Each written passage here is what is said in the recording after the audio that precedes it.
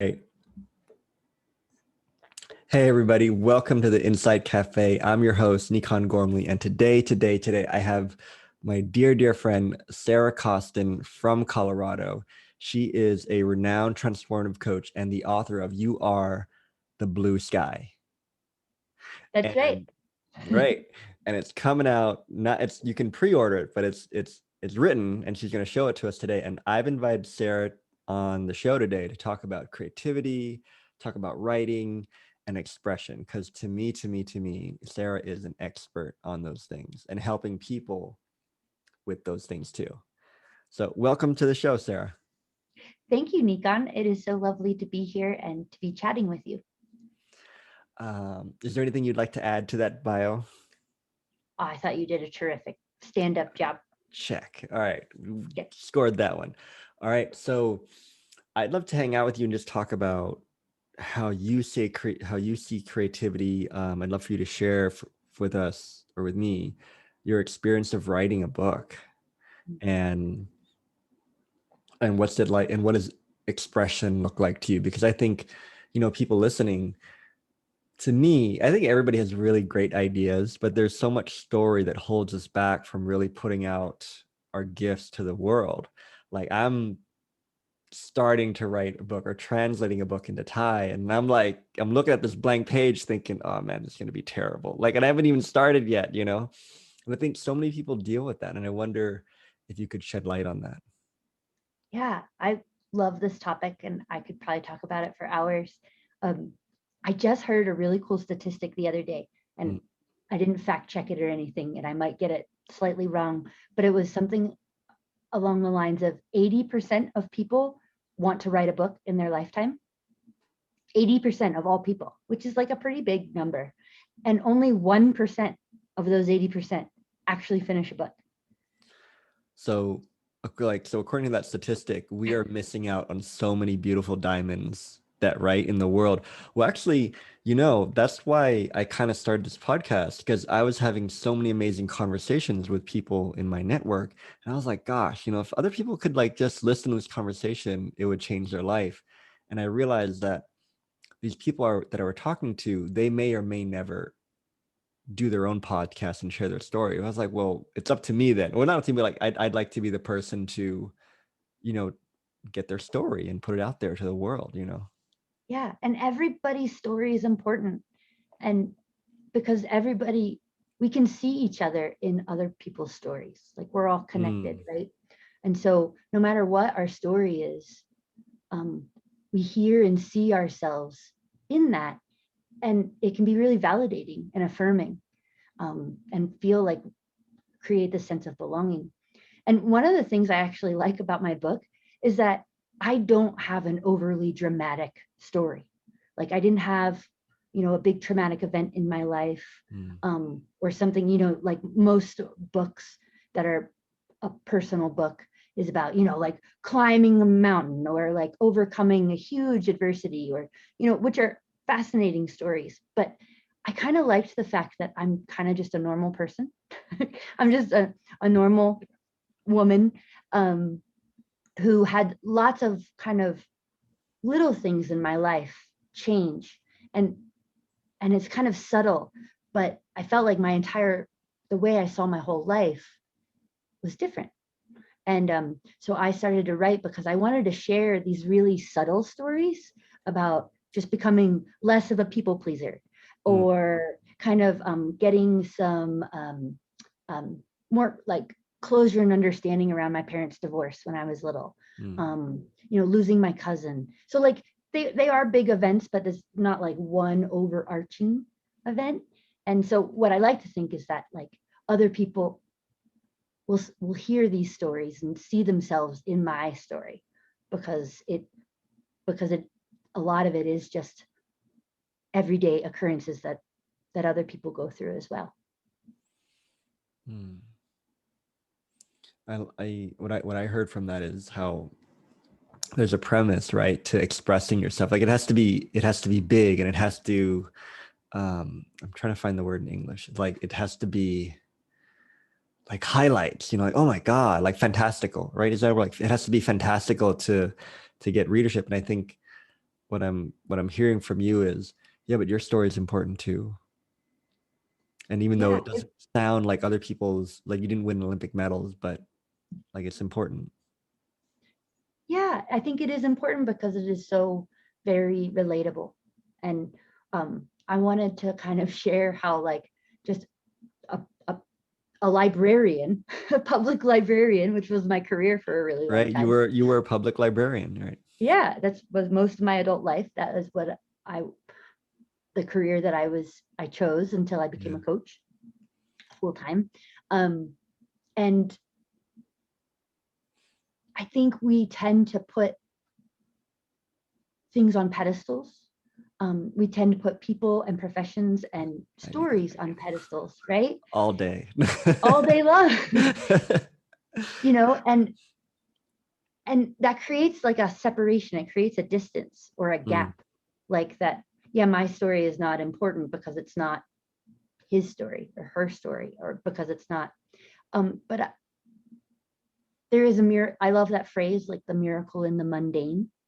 Like there is this beauty and miracle that is in just everyday moments mm, that if we can just slow down enough to notice them, like sounds silly, but like the cracking of an egg or like the smell of coffee or like all of those things, we bypass them. We tend to bypass them because we're waiting for the big dramatic story. We're waiting for the big event. We're waiting for the huge leap. When all these smaller moments are just as beautiful and just as fulfilling. yeah. For some reason, as you were talking, what came to mind were these Japanese anime, like movies, not like action stuff, but like movies, and how they celebrate the mundane and how they just make everything so colorful and interesting. But it's like making a sandwich or cracking of an egg, and you're like, wow, there's artistry in that, right? And so what I'm hearing is there's a premise of that might be holding back from people from writing stories, that it has to be something, when what it is exactly as what I'm hearing is exactly as it needs to be, and what people need it to be, or people need, right? They need this story. I don't know if you saw the movie. I just finished watching Minari.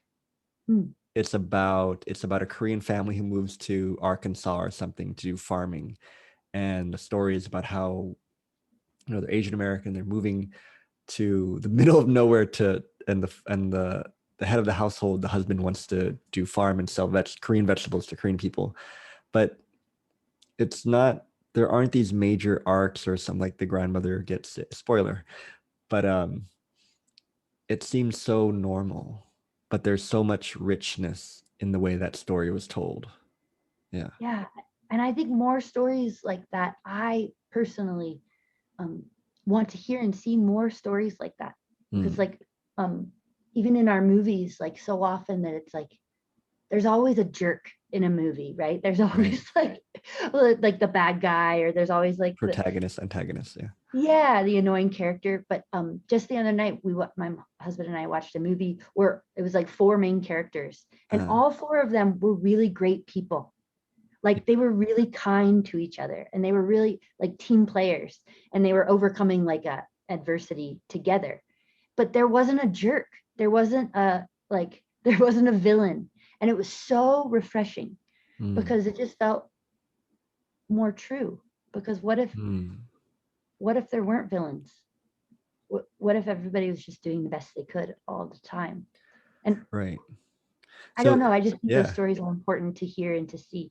So I think you're touching on something that I've been wondering about, which is, it seems to me, in terms of the nature of expression, like the closer you get to its true nature, it has a feel to it. And I wonder if you could speak to that, and what's been your experience in, like, in writing your book, and getting a feel for, this is good, like this feels good enough to express to the world, because it goes back to that thing, right? Because I'm thinking, like, when I'm trying to translate this book, I'm like, one sentence, delete.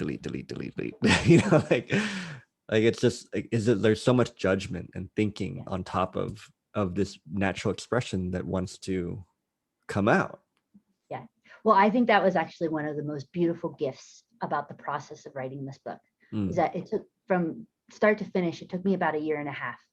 And what happened to me over that 18 months was less and less of me showing up in the book, meaning less of my attachments. Yeah. Because when I first started, I had so much attachment to the idea of writing a book. Like, this book's going to make me famous. It's going to be a New York Times bestseller. I'm going to be a writer. Like, all of these kind of egoic attachments that I had to what writing a book would mean about me.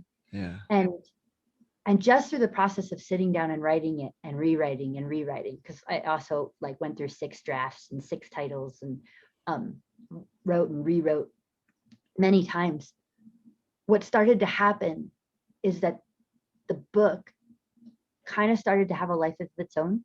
Like, I started to get out of my own way and started to see what the book wanted to become, as opposed to what I, Sarah, wanted it to become, or what I, Sarah, needed it to be said. But it was a real practice in letting go and just letting in. And I learned so much through it, because it wasn't always easy. It was a real roller coaster. And there were several times where I had to put the book down because there was too much Sarah in it. There was too much attachment. I cared too much about what people were going to think of this book. Right. And I knew that when I was really getting in my head about what people were going to think about this, that I needed to take a break. And that happened a couple times. And then I paused for a couple months, and then we'll come back to it. And then I could just see it more clearly, more fresh. Yeah, I love that. I think that could potentially apply to everything, right? Like, where are you in the way of you? Well, actually, that's the core of my work. So my work, having very recently realized that I'm really good at helping people get out of their own way. And it turns out when you get out of your own way, you tend to get to where you want to go faster. Like who knew, right? And it's true. And usually, to most people's surprise, and to my surprise, what's usually in the way is themselves. Like 99.9999%. And you can call it thinking or whatever, but it's usually themselves. And similar to your statistic of, 80% want to write books, but 1%. And I'm like, wow, if we just all got out of our own fucking way for 5 minutes a day, like, the things we could create, right? And it's always so fascinating to me to see what people do end up, it even amazes them what they end up creating when they spend more time getting out of the way. And what you described, to touch on what you described, what's amazing to me is how normal it feels when you're out of the way. It doesn't feel like fireworks or orgasms. It's just, oh, well, like, it's a Tuesday, Yeah. And that's actually been a really cool thing about actually finishing this book, because everyone's like, are you so excited? Like, are you so like, and I want to say yes, because that's kind of what they're expecting. Yeah. It actually feels really normal and just very neutral. Like, I'm really proud of myself for finishing the book. I'm happy with it. Like, it's the best book that I could have written at this time in my life. Like, it's the best book it could be, but it doesn't feel like rocket ships and fireworks and orgasms. And I think that's actually a really great sign. Like, I take that as a really great sign, because I really created something that has a life of its own now. I feel like I birthed this book and I feel good about it. And now it gets to go live its life, whatever it wants to be. And if it sells 2 copies, great. And if it sells 2 million copies, great. But it's like, I feel very unattached to what happens to the life of this book. Well, everybody who watches this, y'all better buy this book, or you're not allowed to watch this anymore. Oh, right. Should I hold it up? Here's plug. Right. Plug. Right. You are the blue sky. The blue sky. So while we're plugged, like, what's this book about? Because we've been dancing around this book for about, for 15 minutes. We have been dancing around it. Yeah. You are the blue sky is a metaphor that I use a lot with my coaching clients, and kind of talking about our true nature. And that our true nature is actually pretty great. It's pretty whole, complete, and perfect. And I'm pointing to our energetic nature. Like, we all have form. We all are in these bodies with hair and glasses and names and personalities, but that's just the form of who we are. And through who we are, or underneath the physical form of us, is some sort of energy that's animating us. And everybody has different words for it. but I kind of call it the blue sky, because it's a metaphor that really resonates with me, because it's like, no matter what the weather is in our world, on our earth, the blue sky is always there, but sometimes we can't see it because there's clouds and it's gray and it's raining Oh or yeah. snowing. Yeah.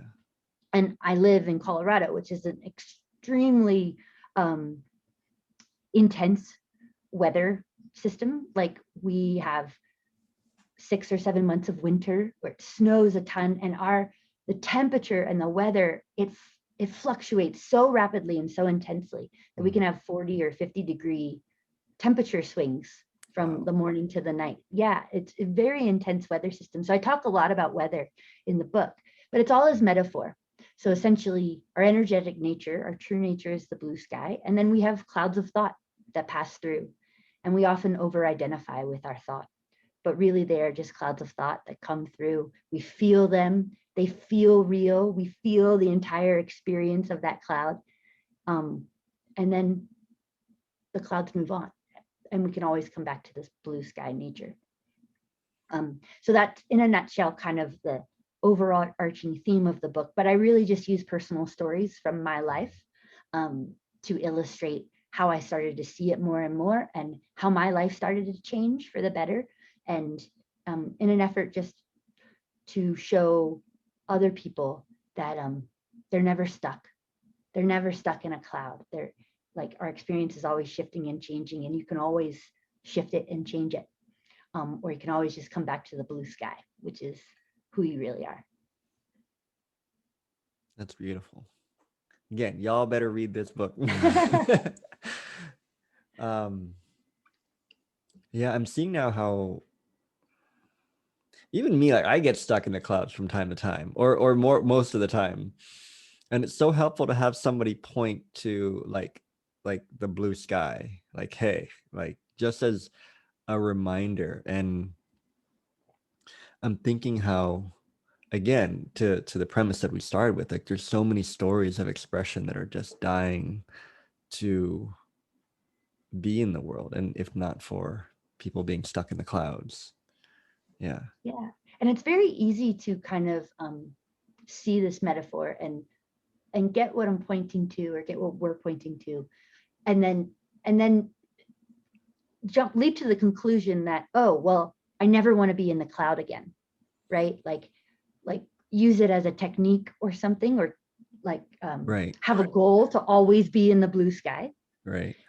But I think why I like the weather metaphor so much is that it's completely natural to have the clouds come by, like that. Yeah. We do get lost in thought. We do get stuck in clouds, and that's totally okay.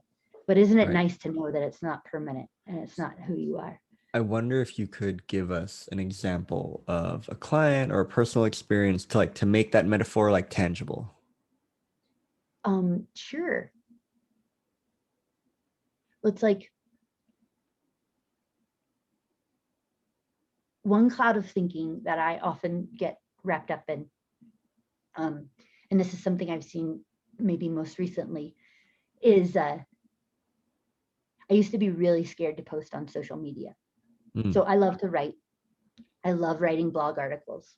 And I would be in a really great feeling when I would write a blog article. And I'm like, just in the flow. I'm like, this is great. I'm like, just, the words are coming. This is so fun. And when I would then share the article. Like, I have a newsletter, and then I just share it to social media channels. And I started to see really clearly that after I would share something, I would immediately start to have thoughts about, like, oh, what's so-and-so going to think about this? Oh, should I have posted that? Oh, that topic was really, I don't know. And I started to see really clearly that I had a habit after I shared of insecure thoughts afterwards, which was really interesting to me, because a lot of times we'll have like nervous thoughts or worried thoughts before something happens. But like, I was like really clear and really in the blue sky before I posted, and then I would like hit the submit button, and then I would fall into this cloud of thinking, of insecure thinking. And so for a long time, I really identified with that cloud of thought. And I would tell people, I'm like, I'm terrible at social media. I hate social media. Social media is the worst. And that would be an example of like identifying with this thinking. But when I saw that I just had this habit of thought, this habit of like really living into those insecure thoughts after I posted on social media, that in some ways I was responsible for the icky feeling that was happening, then suddenly it was like the cloud popped and it was like, oh, that's not who I am. I'm not scared of social media. I don't have a fear or a issue around it. I was just really living into those thoughts that looked really real to me. And now they kind of broke down, and I can go back to the blue sky feeling of just the feeling I had when I wrote the blog post, like the good feeling, the nice contented feeling of having just written something that I cared about. Is that helpful? Yeah. I think it puts it into perspective, because I think people listening can definitely relate to that.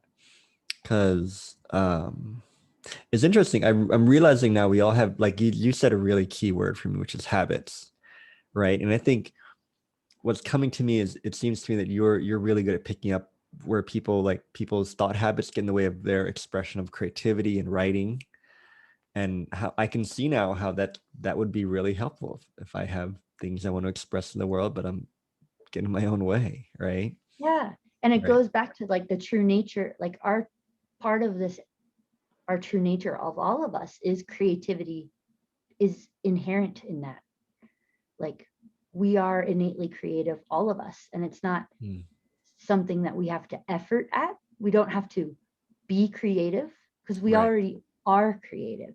Right. And accessing creativity is really a process of revealing or of shedding all the shitty thinking that's just sitting on top. Right. And as we're talking about creativity, and then like, to me, what I've seen very recently is creativity has a lot of really impactful, tangible outcomes. Like in my work, like mostly with like businesses or things like that, when people get more creative, they tend to be more impactful in their work. Like they'll walk into a meeting room, like, I got an idea, and that idea is like adds another 6 figures to the bottom line or something. Or just I was working with a client, and I heard him rant. He was ranting about something to me on the phone about what he does. And he's this Italian guy from Brooklyn. So like, am I like, what you doing? Like, duh, duh. And this image floated across my mind. I was like, I just want to put you on YouTube and just listen to you rant about random topics. Like, I'd watch that. And he was like, and I saw the habitual thought come up. I was like, no, I can't do that. And who am I? And I'm like, well, let's just try stuff. Like, just want you to rant about something. We'll video it and just put it on YouTube.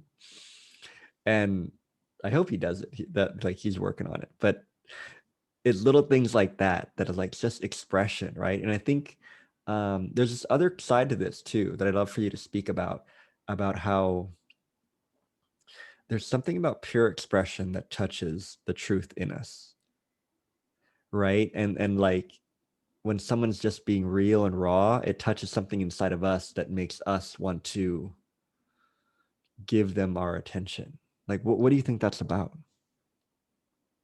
Well, if I could just back up to the cool thing that you said before that cool thing. Lots of cool things all day, Sarah, all day. All day long. I mean, it's hard to keep up with all of the cool things.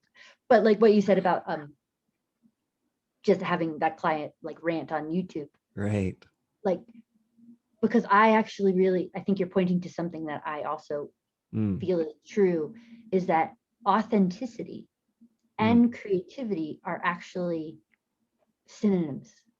Like, like when we are authentically ourselves, like really expressing from this pure place, like unencumbered by our shitty thoughts on top of who we are, when we just express truly from this authentic place, it is innately creative, because we are all innately unique from one another. And you don't, so it's not we don't have to try. You really just have to reveal who you are. Right. And there's a paradox to that, right? It's like the moment you try and do that, you miss it. Exactly. And You're then right. because you're not being who you are. Right. Because You're trying. right. In Thailand, there's this people are ultra, like they have a little bit more, I think, sensitivity to the way they're perceived. We call it face. Mm. And every so often, like a YouTube star is born. Like this one lady, her Thai name is called 𝗔𝗯cie𝘂𝘁𝘁, and she's famous for just really being herself on Facebook Lives, and she like sells used clothes, and she's like, oh, this one's ripped. All right, you get 20% off, and it's a little bit dirty. I'll put a baggie of dish of like clothes wash powder or whatever. You can go wash it yourself. And she was kind of crude. But the funny thing was people loved her because she was so real and she was so authentic, and she just skyrocketed to fame. And she got all these deals. She even did like a Playboy shoot or something. But like a year ago, like nobody knew who she was. And I use this example as clients. I asked her, like, why do you think she's who she is? I mean, why do you think like people gave her all this attention and platforms? Like, because she's she's so real, and that's what we all secretly crave. Yeah. And it's interesting because that's just her version of real. Right. This Like is her someone could version of see, real. Right. because like if I tried to do that, like that's actually just not how I'm expressed in this world. Like Exactly. I'm more of a, like, I don't know, silly, goofy kind of, like that's my real raw. Yeah. When I'm And really that's so being helpful more, to say too, because everybody's like, no, I need to like be out there. Like, no, you need to be yourself.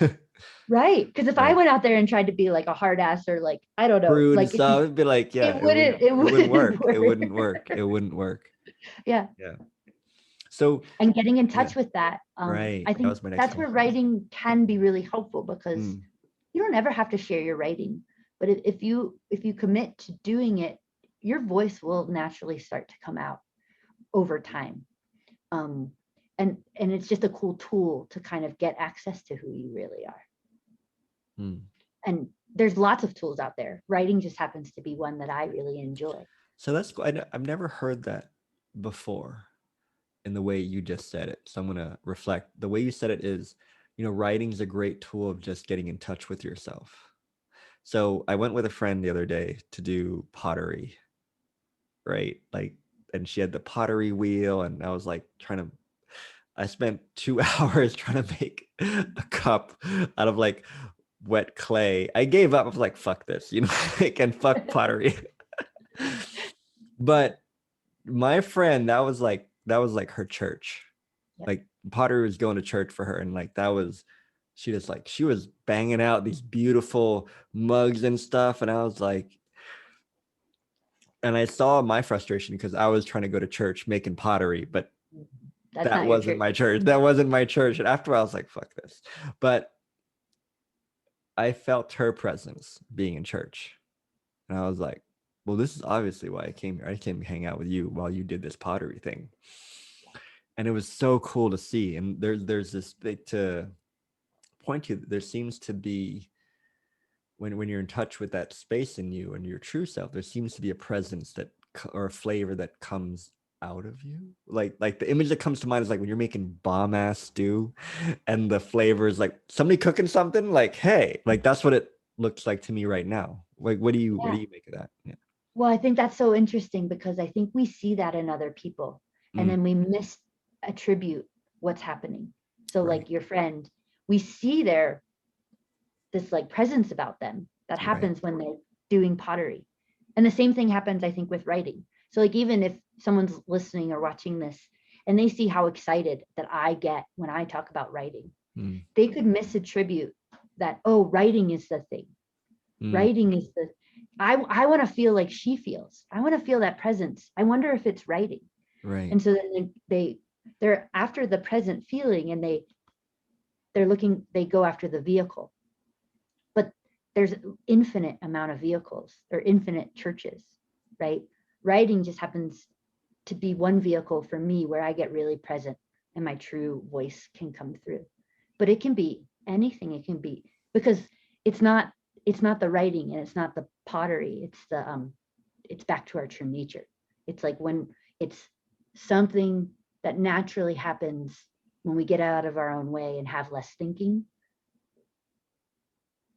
something emerges, our true self emerges. And also I see how helpful it would be to have someone like you by your side to help you guide this expression. Because truth what, I recently hired someone to help me write content better, because I love writing content, and I fell into the trap of becoming the likable expert. Oh, Nikon's cool. Okay, I'll put this in this likable expert box. But I want to make more of an impact and have it more of an impact both with the writing and also for the business, right? Because I just love writing content. I was like, well, if I like writing this, like this has to somehow work with the business too. And what I learned was I learned the principles of writing that make it readable. And I realized that, I guess what I'm trying to point to is, it's like you can really love and express yourself in writing, but there's also so helpful to have someone help point out the art of it too, or the science and the art of it to help make it better. Like I want to make great pottery, but it's helpful to have someone who knows how to do it to like help guide me. Yeah. Yeah, it's really helpful. And it's interesting too, because well, like when you were talking, I was thinking about writing my own website, which I'm currently redoing my website. And even though I help other people do things like this, like write their website, or it's really hard to do it myself. Yeah. I get constantly stuck in my own thoughts about myself and really have to step back. And it's almost a requirement to have someone else reflect back on you, because it's we're like in our own wall of mirrors, kind of.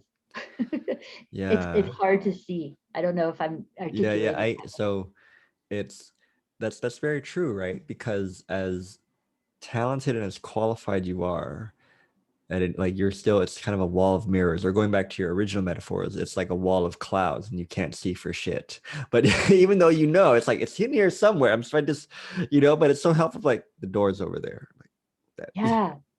To have someone outside of our heads just to be like, exactly, there's the door, or you are the blue sky, You are the blue sky. Blue sky over there, like yeah. Yeah. I'd be curious to see what other things have you noticed in this journey of writing your book, like challenges or obstacles that you like, or clouds that you came up against that were a surprise to you, or there were kind of like, oh, okay, like that's a new habit of thinking. Yeah. Well, one thing that was important that was coming up for me to share is just this back to the whole pedestal thing. Like we can put people on pedestals, right? Or we can put careers on pedestals.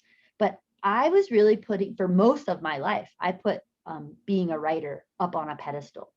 Like that somehow once I was a writer, then I would have whatever I didn't have before I was a writer. Right. And that putting writing on a pedestal, what it did was made me never ever write. That's so interesting. Yeah. For 20 years, I didn't write because I thought writing was such a big deal. I thought having a book was such a big deal that, of course, it makes perfect sense that someone who made writing and having a book a very big deal would like constantly procrastinate and never actually write, because if it was that big of a deal, then that was scary. Right? Or that was something to be avoided. Anyway, that's like what my mind did with it. And so it wasn't until I really saw that I put it on a pedestal, first noticing that, then really taking it down. What if writing was just something I like to do, like just like I like walking my dog, and it was just so not a big deal. It was just something that I wanted to do because I wanted to do it. My life is not going to change after it. I mean, it might, but like I couldn't approach it that way. Right. And so I just made it as not big of a deal as possible. I just kept trying to put it off of that pedestal. Right. And it wasn't until then that I could actually get started writing. So it had to become not a big deal at all. And then I was able to really just be with the writing. And once I could just start writing without all of that attachment, without it having to mean anything about me, the coolest part is that I just really fell in love with the process. I just really fell in love with writing. And I had a lot of thinking about editing. And I was like, didn't want to edit. And I had all this thinking that editing was so different than writing. And that was another really cool thing that I learned is like, what if editing was just like writing? What if editing was just as creative, just as artful, just as like kind of Right. like channeling as writing? And once I saw that, I was like, oh, it was really just taking off the story of all of these things that I thought was what allowed me to actually do the work and then just stick to it long enough to have a book at the end. Yeah. So I love it's like how, making it really normal and really not a yeah. big, yeah. I see how many people would benefit from taking the story off the things they want to do. Because when I was listening to you, I was like, gosh, I wish I could fall more in love with the process of business. Like that would make a difference in my life. And I Right? see how What much if you like stuff, made business less of a big deal? right. And I can see now, even saying that, I see the habitual thinking like, wait, but and I'm like, blue sky motherfuckers. Like, but to I guess another example of what you just talked about, because like my dad's a glass artist. He's like this world famous glass artist, right? And it's so interesting for me to sometimes like we go to meetings or like I'll hang out with him and I'll see the people who really love his work, but they put him on this pedestal and they're like, oh my God, Stephen Gormley. And I'm like, it's dad. And but having grown up through his career as he was building and creating glass things that are so fantastical, to him, he really doesn't have anything at all. Like to him, it's just a Tuesday and he's working with glass and he's trying stuff. And it's very almost word for word the way you described it. And it's it's not as sexy as it looks on the outside, if that makes sense. You know what I mean? Well, it's another one of those contradictions. It's like, Right. as soon as you see it as no big deal, not, yeah, I can't think of any better words for some reason right now than no big deal. Yeah, But no big deal. as soon as you see it that way, that's actually when you produce work that is a big deal. Right. Actually, yeah. And I'm thinking about an Olympic athlete who worked with me, and a lot of our work was just taking the story out of these things she had to go compete at. And it was like, and then the moment she saw it wasn't a big deal, she did way better. Exactly. And then she kind of is a big deal. Yeah, she is. Yeah, like it is. But to her secret is it's not a big deal. And there's a dark side to this pedestal thing too. So I recently watched I watched a documentary called Weight of Gold, and it's about the dark side of the Olympic athletes, particular to the US, about how they get to this pedestal and they get there and then they're like, that's it. Like, and then they get all this attention, but right after the Olympics, boom, nobody cares. Unless you're like 1%, unless you're like you have celebrity status. But most of them are like, 4 years for like 8 minutes. And after that, you're like, and to me, what I'm seeing fresh about that in this conversation is there's a dark side there's some really real dark sides to putting things on pedestals, and like how it keeps you from things and how the fall from the pedestal can hurt, especially if you've been chasing that all your life. Yeah. Yeah. Because the pedestal is an illusion. Yeah, it is. Yeah. And so if I had written this whole book with that same pedestal of I'll achieve great success, I'll feel happier, I'll be whatever when I write this book, if I had kept at that in that orientation and I had produced this book, which I now hold on my hands, and I'm feeling the way that I'm feeling now, which is just like, good job, Sarah. Like not that, like no fireworks. Yeah. Like we were saying. But if I had kept that pedestal illusion and felt the no fireworks, that possibly could have been devastating, right? So for people listening, how can they better see the pedestals and how they can maybe get off the pedestals? Like for someone's like, okay, I see what you're talking about, Sarah. I see this pedestal, but like, how do I get off it? Well, I think one thing that is helpful is like, okay, so let's say you have something that you want to create and because we've been talking about a book, let's say you want to write a book. Mm-hmm. For me, one thing is like really getting clear about why I want to write the book. And if there's anything like, because it will make me happy, because it will bring me $10 million, because if there's anything like that looks like an attachment or an outcome or a consequence, that's giving me some clues that I am attaching, that I'm creating a gap, that the book will give me something that I don't have now. But if I can start to get really clear and be like, okay, I want to write this book. I'm seeing maybe some of this attachment I'm creating. And I know this is sounding easier than it is in some ways, but like, if I can get through all that attachment and then see that I'm okay whether I have the book or not. Like, okay, well, I don't really have to write this book because I already have peace and fulfillment and contentment in me now. And then there's at some point, there's like a little voice. And for me, inside my head, it's like kind of this mischievous, childish voice that's just like, I just want to fucking write a book. Like, that becomes really clear to me that that's just something I want to do from a pure place. Like, I just want to write a book. Yeah. Like, I don't care what it does. I don't care what it gives me. I don't care what happens. That starts to have the feeling of, oh, that's just something I want to do. And then I get to do that. Right. That's like great. Yeah, that's a great way to put it. And that's insanely useful for anybody listening who might feel stuck. And chances are, because my thing is helping people get unstuck, right? So chances are, if you are stuck, you probably got some pedestals you're playing with that you don't know you're playing with. Yeah. And the stuckness actually helps you, because the stuckness alerts you. It's like, I'm right, because if you weren't stuck, you'd run into the ground. The stuckness like is like the oil light in your car going like hold up. we're not running at our best here. Exactly. It helps you. I love that oil light analogy. You're not running at your best, and you're probably in some thinking around this project. Because right. if you weren't in some deep thinking, you wouldn't feel the stuckness. Oh, say that again, because that was really good.